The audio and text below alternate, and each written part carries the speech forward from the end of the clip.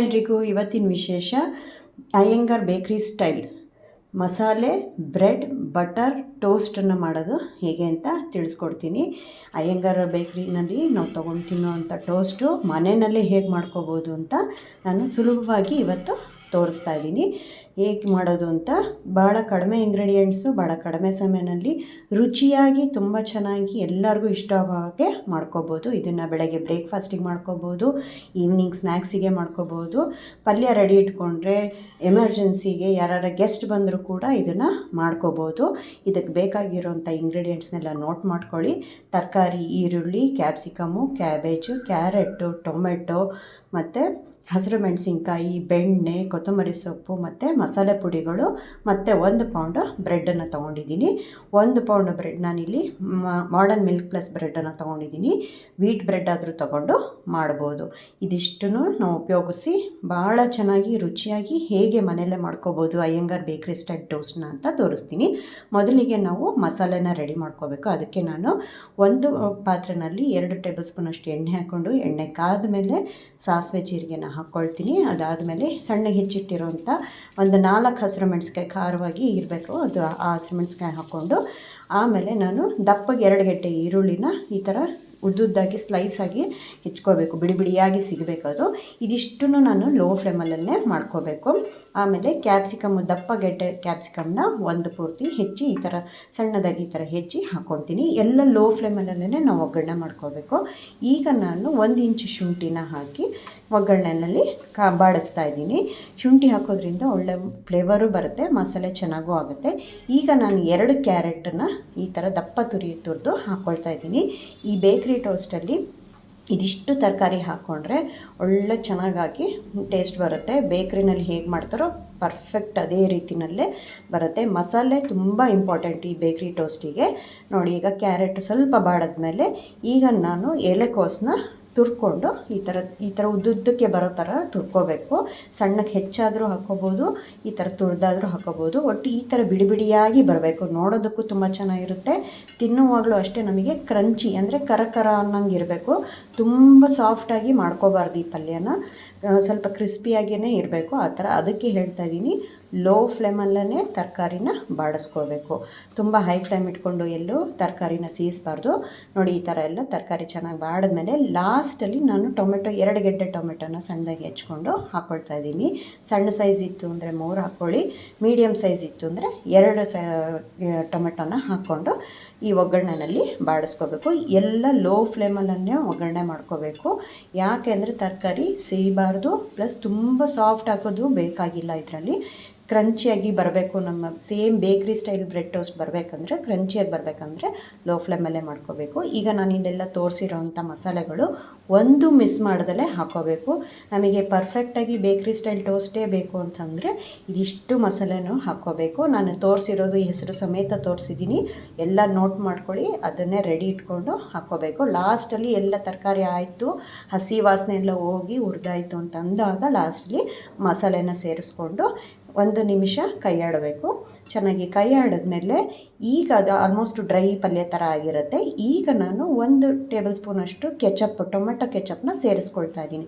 ಯಾಕೆ tomato ketchup ಸೇರಿಸ್ಕೊಳ್ತಾ ಇದ್ದೀನಿ ಅಂದರೆ, ಪಲ್ಯ ಡ್ರೈ ಪಲ್ಯ ಆಗಿದೆ ಇವಾಗ, ಅದು ಮಸಾಲೆ ಪಲ್ಯ. ಅದನ್ನು ನಾವು ಬ್ರೆಡ್ ಮೇಲೆ ಹಾಕೋಬೇಕಾದ್ರೆ ಕರೆಕ್ಟಾಗಿ ನಿಂತ್ಕೋಬೇಕು. ಅಂದರೆ ನಾವು ಟೋಸ್ಟ್ ಮಾಡಿದ್ಮೇಲೆ ಅದ್ರ ಮೇಲೆ ಬ್ರೆಡ್ ಮೇಲೆ ಮಸಾಲೆ ಹಾಗೆ ನಿಂತ್ಕೊಂಡ್ರೆ ತಗೊಂಡು ತಿನ್ನೋಕ್ಕೆ ಚೆನ್ನಾಗಿರುತ್ತೆ. ಹಾಗಾಗಿ ಸ್ವಲ್ಪ ಹೊಂದ್ಕೊಳ್ಳಿ ಅಂತ ನಾನು ಟೊಮೆಟೊ ಕೆಚಪ್ ಹಾಕಿದ್ದೀನಿ. ಮತ್ತು ಟೇಸ್ಟು ಕೂಡ ತುಂಬ ಚೆನ್ನಾಗಾಗುತ್ತೆ ಕೆಚಪ್ ಹಾಕೋದ್ರಿಂದ. ಈಗ ನೋಡಿ, ನಮ್ಮ ಪಲ್ಯ ರೆಡಿಯಾಗಿದೆ. ಲಾಸ್ಟಲ್ಲಿ ನಾವು ಫ್ರೆಶ್ ಹೆಚ್ಚಿಟ್ಕೊಂಡಿರೋಂಥ ಕೊತ್ತಂಬರಿ ಸೊಪ್ಪನ್ನ ಹಾಕೋಬೇಕು. ಇದಿಷ್ಟು ಹಾಕಿದ್ಮೇಲೆ ನಮ್ಮ ಮಸಾಲೆ ಪಲ್ಯ ರೆಡಿ ಇದೆ. ನೋಡಿ, ತುಂಬ ಉದುರುದ್ರಾಗೂ ಇಲ್ಲ, ತುಂಬ ಸಾಫ್ಟಾಗಿ ತೆಳ್ಳಗೂ ಆಗಿಲ್ಲ ಪಲ್ಯ. ಇಷ್ಟು ಅದಕ್ಕೆ ಬರಬೇಕು. ನಾವು ಬ್ರೆಡ್ ಮೇಲೆ ಹಾಕೋದು ಅಷ್ಟು ಅದಕ್ಕೆ ಬರಬೇಕು. ಎಲ್ಲ ತರಕಾರಿನೂ ಹಾಕ್ಕೊಂಡು ಮಾಡಿರೋದು ತುಂಬ ಚೆನ್ನಾಗಿರುತ್ತೆ. ಈಗ ನಾವು ಬ್ರೆಡ್ಡನ್ನು ಟೋಸ್ಟ್ ಮಾಡ್ಕೋಬೇಕು.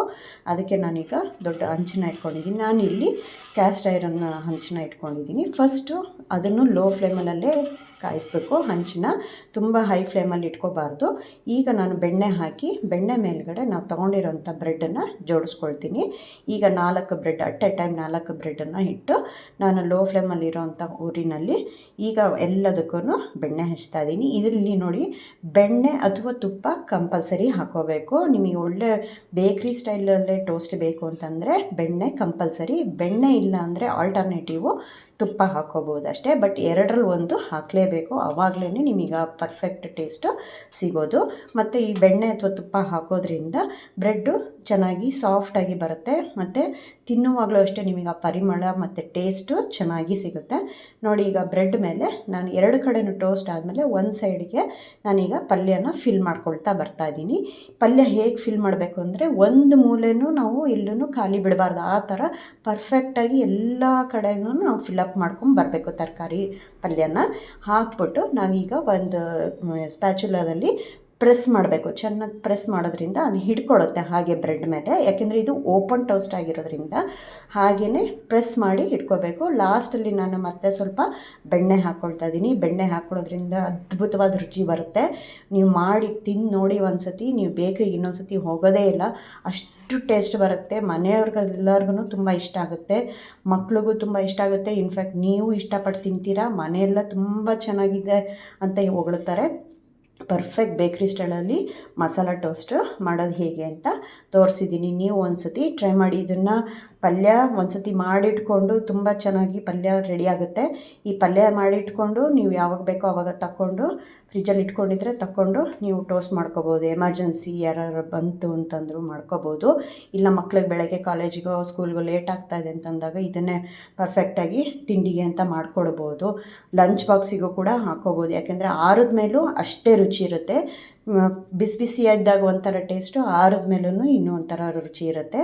2 ಟೈಪಲ್ಲೂ ತಿನ್ಬೋದು ಇದನ್ನು. ಹಾಗಾಗಿ ಇದರಲ್ಲಿ ತರಕಾರಿಗಳು ಇರೋದ್ರಿಂದ ಹೆಲ್ತಿನೂ ಕೂಡ ಮತ್ತು ರುಚಿನೂ ಚೆನ್ನಾಗಿರುತ್ತೆ. ನಾನು ಇದನ್ನು ಸ್ಯಾಂಡ್ವಿಚ್ ಮೇಕರಲ್ಲೂ ಹೇಗೆ ಮಾಡ್ಬೋದು ಅಂತ ತೋರಿಸ್ತೀನಿ. ಅದು ಓಪನ್ ಟೋಸ್ಟ್ ಆಯಿತು. ಇದು ಸ್ಯಾಂಡ್ವಿಚ್ ಥರ ಇದೇ ಪಲ್ಯನ ಉಪಯೋಗಿಸ್ಕೊಂಡು ಸ್ಯಾಂಡ್ವಿಚ್ಚು ಮಾಡ್ಬೋದು ಅಂತ ತೋರಿಸ್ತಾ ಇದ್ದೀನಿ. ಓಪನ್ ಟೋಸ್ಟ್ ಇಷ್ಟಪಡೋರು ಆ ಥರ ಮಾಡ್ಕೋಬೋದು. ಇಲ್ಲ ನಾವು ಪ್ಯಾಕ್ ಮಾಡ್ತಾಯಿದ್ವಿ, ಲಂಚ್ ಬಾಕ್ಸಿಗೆ ಏನಾದ್ರು ಪ್ಯಾಕ್ ಮಾಡ್ತೀವಿ ಅಂದರೆ ಈ ಥರ ಸ್ಯಾಂಡ್ವಿಚ್ ಮೇಕರಲ್ಲೂ ಕೂಡ ಮಾಡ್ಕೋಬೋದು. ಇದರಲ್ಲೂ ಹಾಗೇ ಬೆಣ್ಣೆ ಹಾಕಿ 2 ಸೈಡನ್ನು ಬ್ರೆಡ್ಡನ್ನು ಟೋಸ್ಟ್ ಮಾಡಿಕೊಂಡು ಒಂದು ಸೈಡ್ ಬ್ರೆಡ್ಡಿಗೆ ಮಾತ್ರ ಪಲ್ಯನ ಫಿಲ್ ಮಾಡಿ ಇನ್ನೊಂದು ಸೈಡ್ ಬ್ರೆಡ್ಡನ್ನು ನಾನು ಕ್ಲೋಸ್ ಮಾಡಿ ಆ್ಯಸ್ ಯೂಶ್ವಲ್ ಸ್ಯಾಂಡ್ವಿಚ್ ಮೇಕರಲ್ಲಿ ಹೇಗೆ ಸ್ಯಾಂಡ್ವಿಚ್ನ ನಾವು ಮಾಡ್ತೀವೋ ಆ ಥರನೇ ಮಾಡ್ಬೋದು. ನೋಡಿ ಈಗ 3 ಬ್ರೆಡ್ಡಿಗೆ ನಾನು ಮಸಾಲೆ ಪಲ್ಯ ಏನಿತ್ತಲ್ಲ ಅದನ್ನು ಹಾಕ್ಕೊಂಡು ಮಾಡ್ತಾಯಿದ್ದೀನಿ. ಎಲ್ಲ ಫಿಲಪ್ ಮಾಡಿ ಒಂದು ಕಡೆನೂ ಖಾಲಿ ಬಿಡ್ತಾ ಇರೋ ಥರ ಕ್ಲೀನಾಗಿ ಫಿಲ್ ಮಾಡಿಕೊಂಡು ಈಗ ನಾವು ಅದಕ್ಕೆ ಇನ್ನೊಂದು ಸೈಡ್ ಬ್ರೆಡ್ ಏನಿತ್ತಲ್ಲ ಬೆಣ್ಣೆ ಹಾಕಿ ಟೋಸ್ಟ್ ಮಾಡಿರೋದು ಅದನ್ನು ನಾವು ಹಾಕಿ ಮುಚ್ಚಿಬಿಟ್ಟು ಕ್ಲೋಸ್ ಮಾಡಿ ಈಗ ನಾವು ಸ್ಯಾಂಡ್ವಿಚ್ ಮೇಕರ್ ಲಿಡ್ಡನ್ನು ಕ್ಲೋಸ್ ಮಾಡ್ಕೋಬೇಕು. ಕ್ಲೋಸ್ ಮಾಡಿ ಆ್ಯಸ್ ಎ ಇಂಡಿಕೇಟ್ರಲ್ಲಿ ನಾವಲ್ಲಿ ಸ್ಯಾಂಡ್ವಿಚ್ ಇಂಡಿಕೇಟ್ರಲ್ಲಿ ನೀವು ನೋಡ್ಬೋದು ರೆಡ್ ಮತ್ತು ಗ್ರೀನ್ ಲೈಟ್ ಇರುತ್ತೆ. ಆನ್ ಮಾಡಿದಾಗ ರೆಡ್ ಇರುತ್ತೆ, ಆದಮೇಲೆ ಸ್ಯಾಂಡ್ವಿಚ್ ಮೇಕರಲ್ಲಿ ಆದಮೇಲೆ ಅದು ಗ್ರೀನ್ ಲೈಟ್ ತೋರಿಸುತ್ತೆ.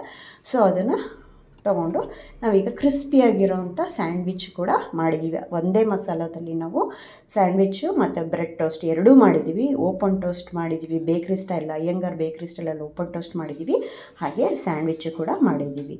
ನೀವು ಈ ರೆಸಿಪಿನ ಒಂದ್ಸತಿ ಖಂಡಿತವಾಗಿ ಟ್ರೈ ಮಾಡಿ ಹೇಗೆ ಬಂತು ಅಂತ ಕಮೆಂಟ್ ಮಾಡಿ. ಈ ವಿಡಿಯೋ ಇಷ್ಟ ಆಗಿದ್ದರೆ ಲೈಕ್ ಮಾಡಿ, ಶೇರ್ ಮಾಡಿ, ಪಕ್ಕದಲ್ಲಿರೋ ಬೆಲ್ಲೈಕನ್ ಒತ್ತಿ ಹಾಗೂ ನನ್ನ ಚಾನಲ್ನ ಸಬ್ಸ್ಕ್ರೈಬ್ ಮಾಡಿ. ಮತ್ತೆ ಸಿಗೋಣ ಮುಂದಿನ ವಿಡಿಯೋದಲ್ಲಿ. ಅಲ್ಲಿವರೆಗೂ take care, eat healthy. Thanks for watching.